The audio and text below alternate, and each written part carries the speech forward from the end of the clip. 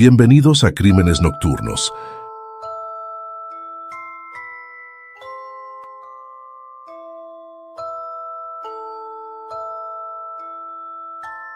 Me deshice de mi mujer, la tiré por el desagüe. Eso fue lo que un hombre declaró con absoluta calma en la comisaría de Merthyr Field, en Gales. Una frase fría, grotesca, que mezclaba morbo con una tranquilidad aterradora, y que, sin duda, lo llevaría directo al patíbulo. Pero aquel comentario, tan escalofriante como extraño, escondía un trasfondo mucho más oscuro. La verdadera historia no estaba en Gales, sino en una modesta vivienda situada en un callejón sin salida de Londres. Una verdad que, una vez revelada, sacudiría a la ciudad entera y cambiaría el rumbo de uno de los casos más espeluznantes de su historia. Mientras tanto, la lista de víctimas no hacía más que aumentar. Hoy te llevaré de lleno a esta historia densa, siniestra y envuelta en misterio. Así que deja tu me gusta y activa tus notificaciones, porque lo que estás por escuchar es perturbador. A mediados de marzo de 1953, un hombre adquirió un edificio de varios pisos ubicado en Rillington Place, dentro del barrio londinense de Notting Hill. Al llegar para inspeccionar su nueva propiedad, descubrió que aún vivía allí un inquilino, Beresford Brown. Su presencia no era un problema, pero sí despertaba cierta curiosidad en el nuevo dueño. Poco después, Beresford pidió permiso para usar la cocina de una de las habitaciones, algo que el propietario autorizó sin complicaciones. Entonces, el inquilino se dirigió al piso donde antes vivía el antiguo dueño del edificio, John Christie. Al entrar, notó que la cocina estaba hecha un caos y que de allí emanaba un olor extraño, desagradable. Sin embargo, decidió ignorarlo y comenzó a abrir espacio para colocar su comida. Mientras buscaba un área sólida donde clavar una estantería, notó que una parte de la pared estaba débil, como si algo no encajara. Movido por la curiosidad, retiró el papel tapiz y descubrió una puerta oculta. Sin saber si se trataba de un simple armario o algo más, intentó abrirla, pero el interior estaba completamente oscuro. Tomó una vela, iluminó el espacio, y entonces lo vio. Aquello no era un mueble cualquiera, era un pequeño armario empotrado, y dentro se encontraba el cuerpo desnudo de una mujer. Horrorizado, Beresford salió corriendo y llamó a la policía de inmediato. El comisario Peter Beveridge y el inspector jefe Percy Lowe, de la Policía Metropolitana de Londres, llegaron rápidamente al lugar. Minutos después, también lo hicieron el forense y un patólogo. La escena del crimen era tan extraña como escalofriante. La mujer hallada en el armario solo llevaba un liguero y medias. El resto de su ropa había sido colocada hacia arriba, pasando por el cuello. Incluso allí, en aquel pequeño espacio, los especialistas determinaron que la causa de muerte había sido estrangulamiento. Además, la víctima tenía las muñecas fuertemente sujetas con un nudo típico del estilo militar. Pero la pesadilla apenas comenzaba. Al fondo del mismo armario encontraron otro cuerpo, envuelto en una manta. Los nudos eran idénticos a los de la primera víctima, y debajo de éste había un tercero. El patrón se repetía. La única diferencia era que los tobillos de la tercera víctima habían sido atados con cable eléctrico, pero el nudo volvía a ser el mismo. Además, las dos últimas mujeres tenían fundas de almohada atadas alrededor de la cabeza. En la morgue de Londres, el equipo forense trabajó a contrarreloj identificando los cuerpos, mientras otros agentes continuaban registrando el edificio. En medio de la inspección, descubrieron varias tablas flojas en la sala principal. Al levantarlas, encontraron otro cadáver femenino. 4 cuerpos, 4 historias silenciadas. 4 mujeres que habían desaparecido sin dejar rastro. Faltaba conocer sus nombres. Las pruebas tardaron un día completo. Cuando llegaron los resultados, las víctimas finalmente fueron identificadas. Hectorina McLennan, Kathleen Maloney, de 26 años, Rita Nelson, de 25 años, y el cadáver más antiguo, Ethel Christie, de 54 años. La policía se enfrentaba a un caso que no solo era horrendo, sino extremadamente delicado. 4 años atrás, Timothy Evans había sido ejecutado por asesinar a su esposa y a su hija en ese mismo edificio. La conexión era imposible de ignorar. Al investigar el jardín, los agentes hallaron un fémur humano utilizado como soporte para una valla. En un pequeño cantero encontraron cráneos, dientes, y cerca de allí, un cubo de basura lleno de pedazos de ropa de mujer. Pronto concluyeron que al menos 2 cadáveres más habían sido enterrados en ese lugar. Los restos óseos estaban acompañados de fragmentos de periódico fechados en julio de 1943. Tras analizarlos, el patólogo determinó que pertenecían a una joven de 21 años y a otra de entre 32 y 35. Ambas llevaban muertas entre 3 y 10 años. La pista del periódico llevó a los investigadores a un nombre que se había desvanecido en el tiempo: Ruth Margaret, reportada como desaparecida el 24 de agosto de 1943. Tenía apenas 21 años y vivía en el barrio de Notting Hill cuando su nombre apareció entre las víctimas.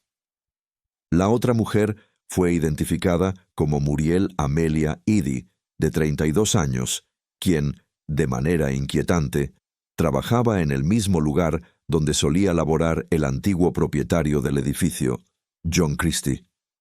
El caso se volvía más confuso a cada paso. En el piso donde John había vivido durante años, aparecieron 4 cuerpos, incluido el de su propia esposa, a quien supuestamente había enviado fuera de la ciudad. Como si eso no fuera suficiente, en el jardín también emergieron 2 cuerpos más, enterrados hacía varios años. Para los investigadores, aquello era una pesadilla. El superintendente Peter Beveridge y el inspector jefe Percy Law tenían una preocupación adicional que no podían ignorar. El hombre que había sido ejecutado por el doble asesinato inicial, Timothy Evans, había sido condenado principalmente gracias al testimonio de un solo hombre. El mismo que ahora buscaban por una serie de crímenes aún más graves: John Christie. La justicia había ahorcado al hombre equivocado, y ahora Londres estaba sumergido en un auténtico horror. Poco después de vender su propiedad en Rillington Place, Christie comenzó a deambular por distintos barrios de Londres, escondiéndose como un fantasma entre la multitud. El 20 de marzo de 1953 se instaló en la pensión King's Cross Houghton, donde permaneció apenas 4 días. Cuando notó que su rostro comenzaba a aparecer en todas las portadas de los periódicos, huyó. Para mezclarse entre la gente, comenzó a comprar ropa a desconocidos en la calle. Era su forma de cambiar constantemente de apariencia. Pero el dinero se agotó rápido. Christie terminó durmiendo en callejones, hasta que finalmente fue descubierto y detenido. Intentó dar un nombre falso, pero su aspecto decía más que cualquier palabra. En la comisaría de policía, Christie habló sin ocultar nada sobre las 4 muertes encontradas en su último domicilio. Primero, mencionó a su esposa, Ethel. Según él, había despertado una madrugada con dificultad para respirar, completamente amoratada. Christie afirmó que trató de ayudarla, pero que al ver que no podía hacer nada, decidió acabar con su sufrimiento, estrangulándola con un calcetín. Durante días dejó el cuerpo en la cama y durmió a su lado como si nada. Después abrió unas tablas del suelo del salón y la deslizó bajo el piso, asegurando que era la forma más digna de dejarla descansar. Era su manera de justificar lo injustificable.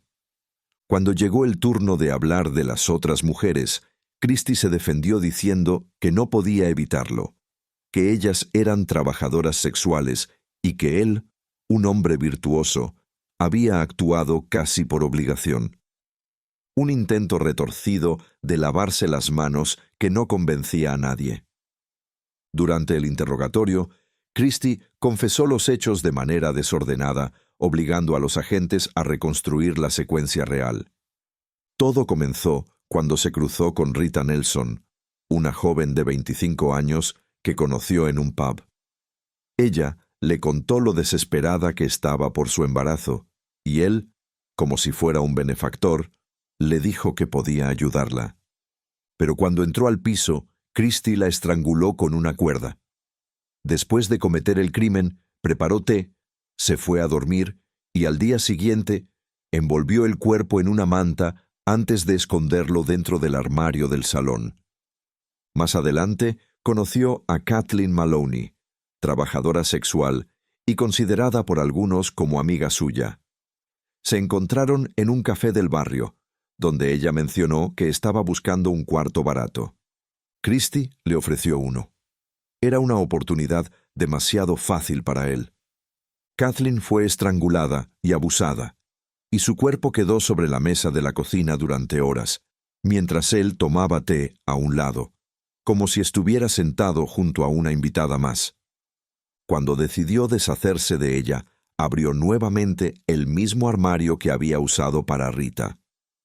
Tiempo después, se cruzó con Hectorina McLennan, una joven de 26 años que buscaba alojamiento junto a su novio. John, siempre atento a detectar vulnerabilidad, los convenció de entrar al edificio y les asignó una habitación miserable, casi inhabitable. Hay varias versiones sobre lo ocurrido con esta última víctima, pero la historia más aceptada señala que John logró convencer a la joven para que subiera a su apartamento. Una vez dentro, intentó dejarla inconsciente utilizando gas doméstico. Hectorina, al darse cuenta del peligro, luchó por escapar. Sin embargo, según palabras del propio Christie, la sujetó del cuello, aplicando la presión suficiente para dejarla completamente debilitada. Después, la arrastró de vuelta a la cocina, insistiendo en que era esencial volver a usar el gas para terminar lo que había comenzado. Le hice el amor, y luego la volví a sentar en la silla. La maté, añadió con una frialdad que dejó a los investigadores consternados. Cuando finalizó su relato, explicó cómo acomodó el cuerpo dentro del armario. Para evitar que cayera, ató el sostén de la mujer al cadáver que ya tenía envuelto en una manta, manteniéndolos juntos en posición erguida. Para él, aquello no era más que un método práctico. El novio de Hectorina la buscó desesperadamente, pero jamás sospechó de Christie. Tras narrar los crímenes, el asesino fue enviado a la prisión de Brixton a la espera de juicio. Ahí fue evaluado por varios psiquiatras. Lo inquietante es que en esas sesiones John volvió a hablar sobre sus actos, pero esta vez como si se tratara de un tercero, describiéndose a sí mismo como un simple espectador. Fue durante estas entrevistas cuando las autoridades lo llevaron a otra sala y comenzaron a interrogarlo sobre las muertes de Barry Evans, de 20 años, y la pequeña Geraldine, de apenas 13 meses. Christie confesó haber matado a Barry, pero negó la muerte de la bebé. Tiempo después, diría que aceptó la culpa para facilitar a su abogado un argumento de demencia. Su defensa también intentó usar como prueba la extraña colección de vello púbico que John guardaba. Hoy sabemos que aquello era un conjunto de trofeos, un patrón casi universal entre asesinos seriales. Pero en esa época simplemente lo consideraron un comportamiento inusual. Antes de llegar al desenlace, es necesario entender la relación de Christie con Timothy Evans y los cuerpos encontrados en el jardín. Para eso, debemos retroceder y revisar toda la vida del hombre que más tarde sería conocido como el monstruo de Rillington Place. John Reginald Halliday. Christie nació el 8 de abril de 1899 en Halifax, en West Yorkshire, Inglaterra. Su infancia estuvo marcada por la tensa relación con su padre, Ernest John Christie, un hombre severo que aplicaba castigos estrictos tanto a John como a sus hermanos. En contraste, su madre lo trataba como a un hijo predilecto, sobreprotegiéndolo en prácticamente todo. Ese contraste, un padre rígido y una madre que lo aislaba del mundo, comenzó a moldear su carácter tímido, retraído y con rasgos afeminados. En la escuela era un estudiante aplicado y disciplinado. Nadie imaginaba lo que crecería dentro de él. Antes de los 7 años ya asistía a los servicios religiosos, cantaba en el coro y había sido nombrado jefe de exploradores. A los 8 años vivió algo que marcaría su vida. Su abuelo murió, y John, lejos de asustarse, pidió verlo de cerca. Durante el funeral, observó el cuerpo sin vida con una extraña calma, como si ver la muerte frente a él alimentara una curiosidad prohibida. A los 10 años ocurrió otro episodio clave. Vio las piernas desnudas de su hermana mayor accidentalmente. Eso lo perturbó profundamente. Sus hermanas le parecían atractivas, pero sabía que no podía acercarse a ellas. Ese choque entre deseo, frustración y prohibición acabó transformándose en un resentimiento silencioso hacia las mujeres, a quienes comenzó a percibir como figuras tentadoras e inaccesibles. Ese odio, sumado a su inseguridad, moldeó una personalidad oscura que empezó a asomar en su adolescencia. Presumía que gustaba a las mujeres, pero todos sabían que jamás se le había visto con alguna. Cuando cumplió 18 años, fue enviado a la Primera Guerra Mundial y una explosión lo dejó temporalmente ciego y mudo durante 3 años. Los médicos atribuyeron su silencio a un choque psicológico severo. En 1920 dejó el ejército y se casó con Ethel Simpson Waddington, pero su vida íntima era un desastre. Según varios testimonios, Christie era incapaz de mantener relaciones con ella, lo que lo llevó a frecuentar trabajadoras sexuales que, lejos de ayudarlo, lo humillaban y alimentaban aún más su resentimiento. Encontró empleo como cartero, pero fue arrestado poco después por robar correspondencia. Al salir de prisión, recuperó el habla, aunque volvió a perderla temporalmente tras una discusión con su padre. En 1924, abandonó a su esposa y se mudó a Londres, donde trabajó como mecanógrafo, y volvió a caer en prisión varias veces por robo. Al salir de la cárcel, comenzó una relación con una trabajadora sexual y se fue a vivir con ella.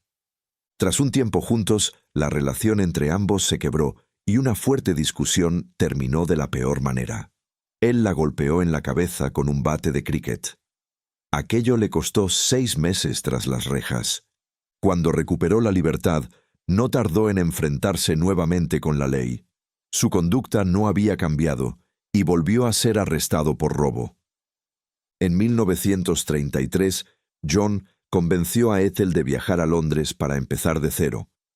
Fue entonces cuando adquirieron el edificio de Rillington Place, lugar que más tarde se convertiría en el escenario central de su historia.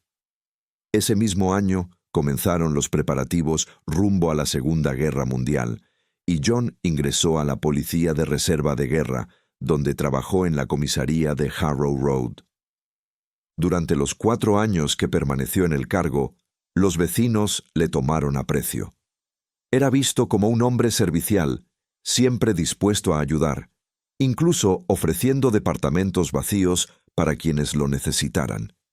Pero detrás de esa fachada respetable, algo oscuro empezaba a tomar forma. En 1937 inició una relación clandestina con una compañera casada. cuando el esposo descubrió la infidelidad, obtuvo el divorcio. Y también se aseguró de propinarle a John una violenta paliza. Años después, en agosto de 1943, John pasaría una línea de la que jamás regresaría.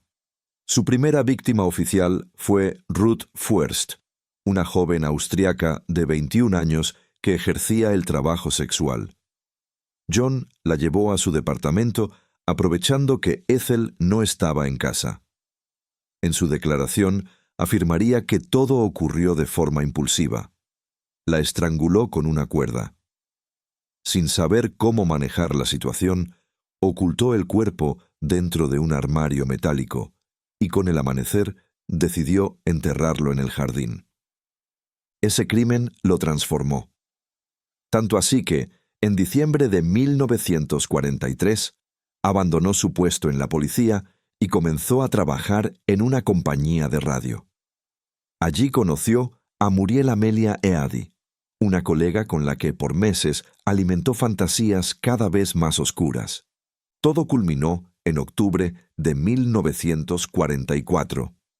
John la invitó a su casa con la excusa de entregarle un supuesto remedio milagroso para la bronquitis que padecía su esposa. El tratamiento consistía en inhalar un gas, pero no se trataba de un medicamento. Era gas doméstico, suficiente para dejarla inconsciente. Una vez vulnerada, él la agredió sexualmente y luego la estranguló. Después, enterró el cuerpo en el mismo punto donde ya reposaba Ruth Fuerst. 4 años más tarde, la familia Evans, Timothy y Barril, se mudó a uno de los departamentos del edificio. Barril tenía 19 años y Timothy 24. Él trabajaba como conductor de furgonetas, un hombre de baja estatura y temperamento explosivo que jamás aprendió a leer o escribir. Ella, por su parte, era una joven inmadura que había conocido a Timothy gracias a una cita a ciegas organizada por un amigo de ambos. Al inicio, vivieron con la madre de Timothy, pero cuando Barril quedó embarazada, buscaron un lugar propio y se establecieron en Rillington Place. La hermana de Timothy, Eileen, ayudó a amueblar el departamento, aunque siempre sintió un profundo rechazo hacia John Christie. Eileen relató que un día quedó sola en la vivienda de la pareja esperando su regreso. En medio del silencio, John emergió de una habitación sosteniendo una taza de té, como si hubiera estado allí observando. Ese momento la dejó profundamente inquieta, preguntándose qué clase de hombre era realmente. Tras el nacimiento de su hija, a quien llamaron Geraldine, las tensiones entre la pareja se intensificaron. No contaban con los recursos para cuidar a un bebé, y los problemas económicos dieron paso a discusiones constantes. La situación empeoró cuando Barril invitó a Lucy a vivir con ellos. Y entre ambas mujeres surgió una relación sentimental. Los Christie estaban al tanto del caos doméstico de sus vecinos, pero no intervinieron. A pesar de ello, en medio de la crisis, Barril volvió a quedar embarazada. En un intento desesperado, trató de abortar por su cuenta varias veces, sin éxito.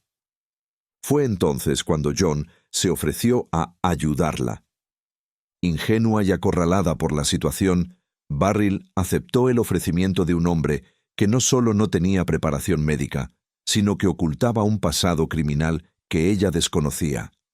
Para ella, John no era más que un exagente de policía con experiencia en primeros auxilios, que todavía llevaba consigo un botiquín por si surgía alguna emergencia.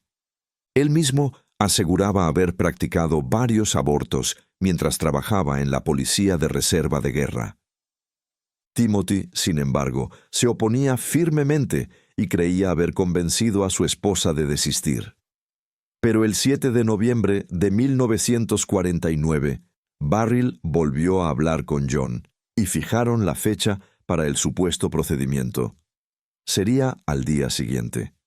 Cuando Barril llegó al apartamento, John intentó dejarla inconsciente utilizando unos tubos improvisados, pero el método falló. Ella, aterrorizada, quiso detener todo de inmediato. Sin embargo, antes de que lograra escapar o pedir ayuda, John reaccionó con violencia. La golpeó y terminó estrangulándola con una cuerda. Una vez sin vida, la agredió sexualmente. Horas más tarde, Timothy regresó a casa. Al subir por las escaleras, encontró a John esperándolo, con una expresión que pretendía transmitir angustia. Antes de que Timothy pudiera hacer preguntas, John aseguró que el aborto había salido mal. Timothy corrió hacia el interior del departamento, y allí estaba Beryl, sin vida, recostada en la cama que ambos compartían. Cuando dijo que llamaría a la policía, John le advirtió que eso los hundiría a los dos. En medio del shock, Timothy cedió, y juntos trasladaron el cuerpo a otro de los pisos del edificio. Timothy, desesperado, dijo que llevaría a Geraldine con su abuela, pero John lo convenció de dejar a la niña con él, prometiendo cuidarla mientras él resolvía qué hacer. Esa misma noche, según los reportes, John estranguló a Geraldine y dejó su pequeño cuerpo junto al de Beryl. Al día siguiente, forzó a Timothy a vender el departamento y huir a Gales, donde vivía su familia. Una vez solo, John movió ambos cadáveres hasta el lavadero del piso que había pertenecido a la pareja. El 23 de noviembre de 1949, Timothy ya no pudo soportar la carga de la mentira ni la presión de la desaparición de su esposa y su hija. Terminó acudiendo voluntariamente a la comisaría de Merthyr Tydfil, donde confesó haber matado a Beryl. Pero incluso entonces su declaración fue confusa. Reconoció que ella había muerto, pero no explicó cómo ocurrió realmente. Dijo que Beryl había conocido a un hombre que le ofreció fármacos para abortar, aunque supuestamente ella no debía usarlos. Según su versión, poco después la encontró muerta y, en pánico, se deshizo del cuerpo. La policía galesa envió la información al distrito londinense de Notting Hill. Con el paso de los días, Timothy trató de contar la verdad. Insistió en que había sido John Christie quien mató a Beryl durante un procedimiento fallido y que también se había encargado de Geraldine. A pesar de ello, durante los registros iniciales en el jardín del edificio de Rillington Place, no encontraron indicios que señalaran a John. Más adelante, esos mismos registros serían duramente criticados.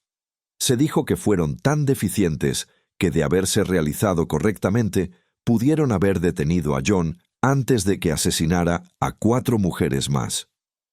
Timothy fue llevado nuevamente a interrogatorio y volvió a acusar a John. Pero cuando Christie fue llamado a declarar, presentó una historia completamente distinta. Acusó a Timothy de ser un marido violento y aseguró que él, John, no había tenido nada que ver. Mientras tanto, en el edificio, la policía hizo un hallazgo macabro. El cuerpo de Beryl estaba en la lavandería, envuelto y atado con un mantel.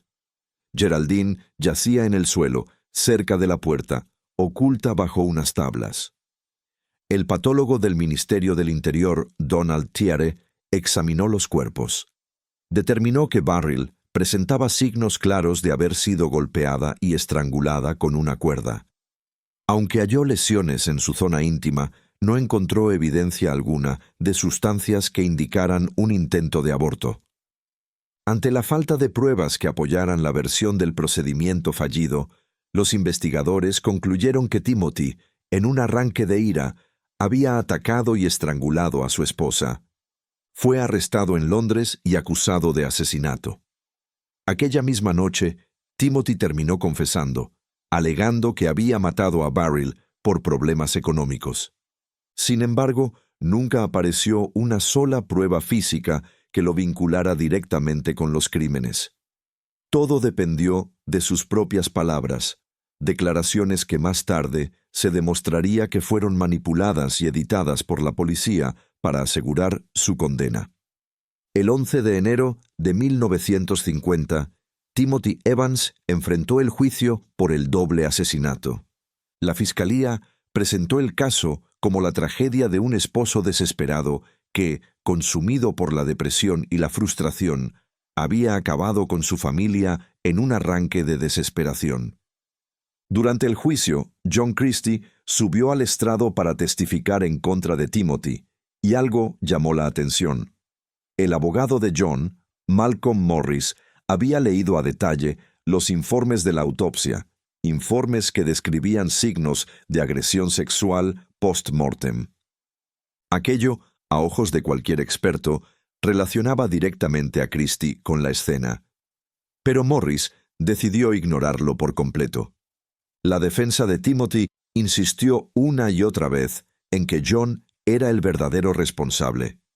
Sin embargo, Malcolm Morris sabía que jamás permitirían que la culpa recayera sobre su cliente. En su declaración, John se mostró humilde, tranquilo, casi frágil, proyectando la imagen de un hombre suave que estaba ahí solo para protegerse de acusaciones absurdas. Esa actuación fue suficiente.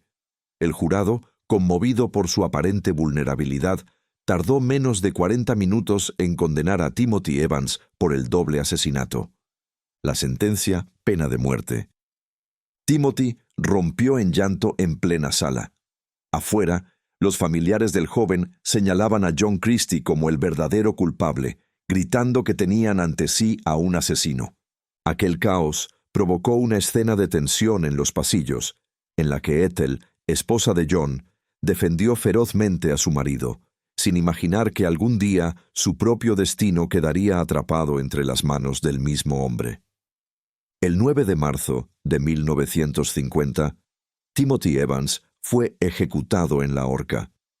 El caso, según el Estado, quedaba oficialmente cerrado. Pero esa sensación de cierre duró poco. Casi 2 años después, el 11 de diciembre de 1952, Ethel Christie desapareció sin dejar rastro. John aseguró repetidas veces que su esposa se había mudado, que había encontrado trabajo en Sheffield y que él pronto se reuniría con ella.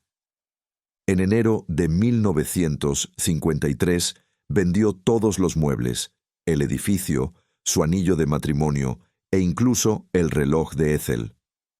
Negoció, además, retirar todo el dinero de la cuenta de su esposa, falsificando su firma, y respondió a varias cartas dirigidas a ella, haciéndose pasar por Ethel, hasta que finalmente él también desapareció. Los vecinos de Rillington Place no volverían a escuchar el nombre de John Christie hasta finales de marzo de 1953, cuando fue detenido y señalado como autor de 6 asesinatos. El juicio comenzó el 22 de junio de 1953 en Old Bailey, el mismo tribunal donde Timothy Evans había sido condenado a muerte. El juez John Maud y el fiscal general Lionel Hild solicitaron pena de muerte. La defensa, por su parte, buscó declararlo no culpable por demencia. El proceso se centró exclusivamente en el asesinato de Ethel Christie, ya que no existían pruebas suficientes para llevar los otros casos a juicio. Aún así, tanto la acusación como la defensa utilizaron los demás crímenes para reforzar sus argumentos. El psiquiatra Jack Abbott Robinson, presentado por la defensa, aseguró que John sufría un estado mental que le impedía comprender la gravedad de lo que hacía. Pero la acusación llamó a declarar a los doctores Matheson y Desmond Curran, quienes concluyeron que John no tenía ninguna enfermedad mental incapacitante. Afirmaron que sí, era un hombre con una personalidad profundamente distorsionada, pero consciente de sus actos y de sus consecuencias. De hecho, todo lo que hizo tras la desaparición de su esposa demostraba que sabía perfectamente lo que hacía. Durante el juicio, John describió con frialdad cada uno de los asesinatos. Aquello, por sí solo, estremeció al jurado. La fiscalía planteó un punto simple: John Christie podía ser un depredador y un monstruo, pero eso no significaba que fuera un loco. Tras 1 hora y 20 minutos de deliberación, el veredicto fue claro. Culpable. La sentencia: muerte en la horca por el asesinato de Ethel Christie. El 15 de julio de 1953, John Christie fue ejecutado en la prisión de Pentonville. Después de su muerte, el Estado solicitó al investigador John Scott Henderson revisar el caso de Barrill y Geraldine Evans para determinar si el gobierno había ejecutado a un hombre inocente. Henderson tuvo 11 días para estudiar el expediente y concluyó que Timothy Evans era culpable de los crímenes por los que fue ahorcado. Pero su informe desató una tormenta. 2 años más tarde, 4 editores de prensa solicitaron una nueva investigación al ministro del Interior, aportando pruebas de que los derechos de Timothy habían sido vulnerados. La revisión concluyó que Timothy había estrangulado a su esposa, pero no a su hija. Eso significaba que Geraldine había sido asesinada por John Christie. En 1966, el Tribunal Supremo absolvió a Timothy Evans del asesinato de su hija. En 1971 se estrenó la película 10 Rillington Place, que expuso la historia completa al público. Con ello, el interés por el caso resurgió, abriendo otra vez el debate sobre el juicio original.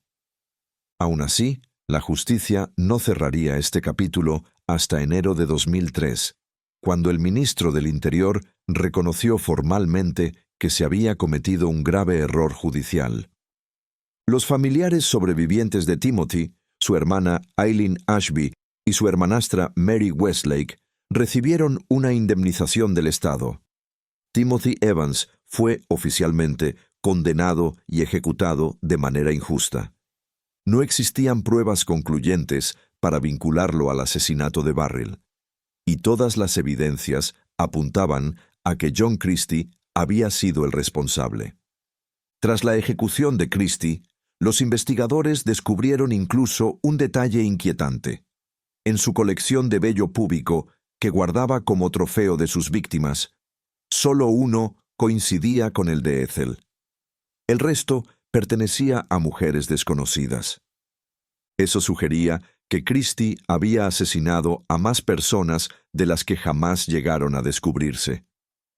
Se cree que su posición como miembro de la policía de reserva durante la guerra le dio herramientas, acceso y confianza suficientes para matar sin levantar sospechas durante años. Con el tiempo, John Christie se convirtió en uno de los asesinos más notorios de la historia criminal inglesa, un hombre capaz de manipular, engañar y, peor aún, culpar a un inocente para protegerse. Y lo consiguió, hasta que la verdad lo alcanzó. Y así, entre sombras, decisiones imposibles y destinos marcados por la obsesión, este caso vuelve a recordarnos que el verdadero horror no siempre habita en callejones oscuros. A veces vive detrás de miradas aparentemente inofensivas. Cada detalle que sale a la luz abre otra grieta en la historia, y lo que creemos haber entendido se transforma en algo mucho más perturbador. Si este relato te mantuvo al borde, te invito a suscribirte, dejar tu me gusta y contarme en los comentarios qué parte del caso te impactó más. Tu opinión siempre enriquece esta comunidad nocturna que sigue creciendo. Gracias por acompañarme una noche más, porque aquí, donde cae la noche, comienzan los verdaderos crímenes.